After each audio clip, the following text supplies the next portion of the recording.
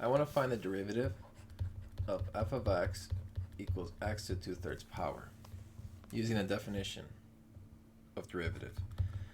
So the definition is limit as h approaches 0, f of x plus h minus f of x all over h. So for f of x plus h, I'm going to replace x with x plus h. So we're going to put a parenthesis around x, put x plus h. Now minus f of x is just my original over h. I'm going to rewrite this as x plus h squared and then raise it to the 1/3 power. The reason I can do this is because an exponent to an exponent, I just multiply.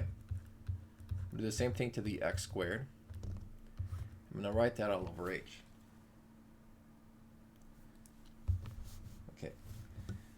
So now I want to rewrite this. So first, I want to look on the side here. So if I have a minus b, I can think of this as a to the 1/3 cubed minus b to the 1/3 cubed. And this is exactly the same. I did not change the value or anything. Okay. And here we're going to be looking at SOAP method. Okay. So how do you get a to 1/3 cubed? That's 3 factors of a to the 1/3. How do you get b? There's 3 factors of b to the 1/3. In the first parentheses, we're going to be writing out the factors. So like a to the 1/3, b to the 1/3. The second parentheses, we're going to be grouping these. We're going to have a to the 1/3 times a to the 1/3, which will be a to the 2/3. And then the second group is a to the 1/3, b to the 1/3. The last group is b to the 1/3 times b to the 1/3 is b to the 2/3. So there, because they have the same base, you add the exponents. And finally, we want to use SOAP. S stands for same. So you want to use the same sign. Here it's minus. So we're going to have minus. O stands for opposite. So that's going to be plus. AP is always positive. So that's going to be plus. So that's what I'm going to use here. So let's look back what I have. I have this portion right here where a, so let's just take a look. A is the x plus h squared and b is the x squared. Okay, so just to highlight it, this is my a, this is my b. So I'm missing now this guy on the right, so this factor. So I'm going to multiply top and bottom by that factor. Okay. So a is going to be replaced with x plus h squared. So let's see. X plus h squared, raise it to the 2/3, plus a is x plus h squared, raise it to the 1/3. B is x squared, raise it to the 1/3, plus b is x squared, raise it to 2/3. And we're going to do the same thing on the bottom. So, okay. And the reason I do this is because now this thing we said is a minus b. Okay? Because it's actually technically this thing, which is this. So it's a minus b. In this case, x plus h squared minus x squared.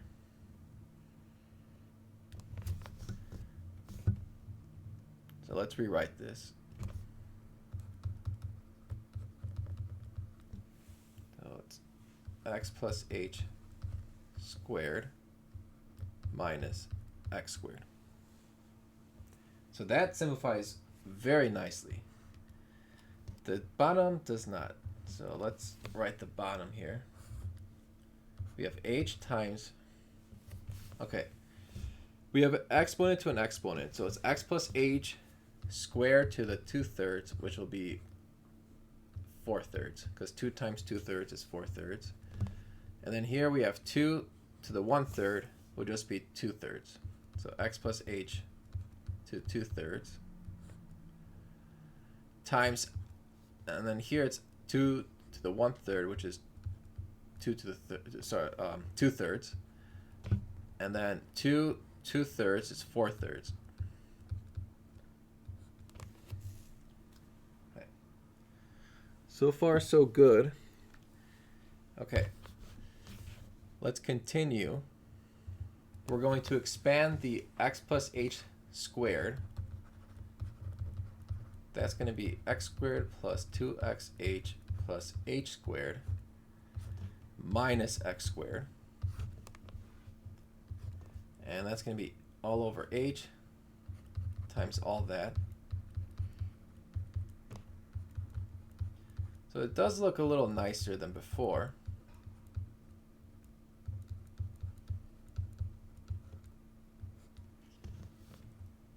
The x squared minus x squared, those are going to go away.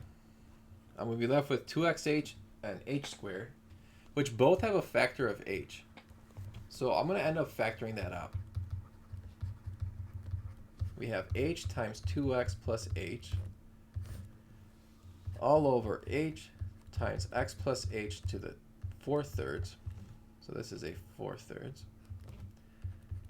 plus x plus h 2/3 times x to the 2/3 plus x to the 4/3. The h's are going to cancel, and I'm going to plug in h is 0. So this goes away, that goes away, that goes away. We have to be very careful here. It's very easy to make a mistake. So I have 2x on the top. This thing is x to the 4/3. This is x to 2/3, and then times x to 2/3 plus x to the 4/3.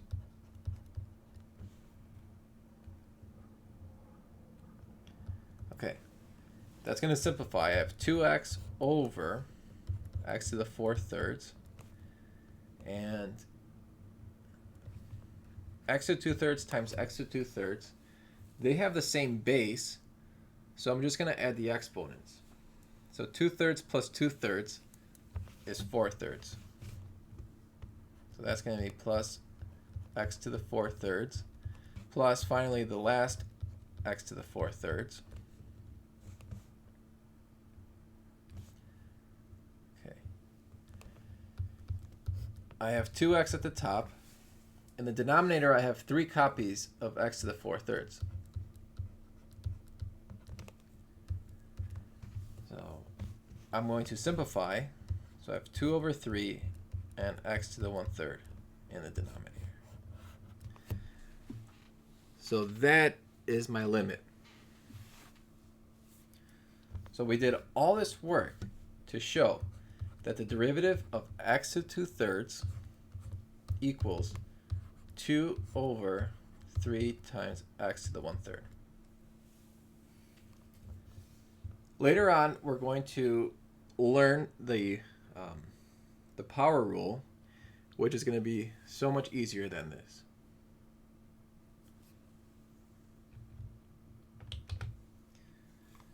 Okay, let's look at cosine next. I have f of x equals cosine 3x. I'm going to look at my limit as h approaches 0.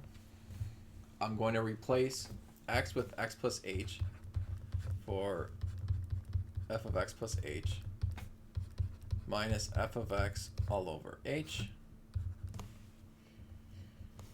The 3 is going to distribute to the x and the h. Forget that.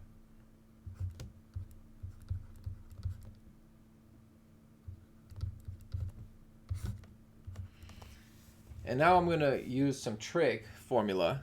So let's recall, if I have cosine A plus B, that's cosine A times cosine B minus sine A times sine B.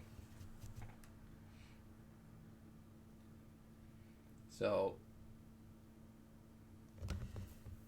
let's apply that here. Limit h approaches 0. Cosine 3x cosine 3h minus sine 3x times sine 3h minus cosine 3x all over h.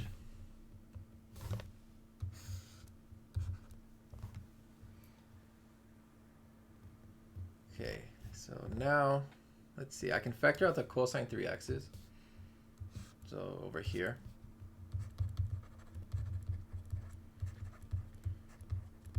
I'm going to be left with cosine 3h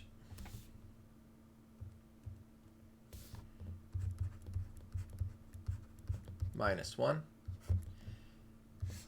over h. And I'm going to break this up into multiple denominators, or multiple fractions, and you'll see why. And then it's minus, now we're going to do these guys. Sine 3x times sine 3h over h.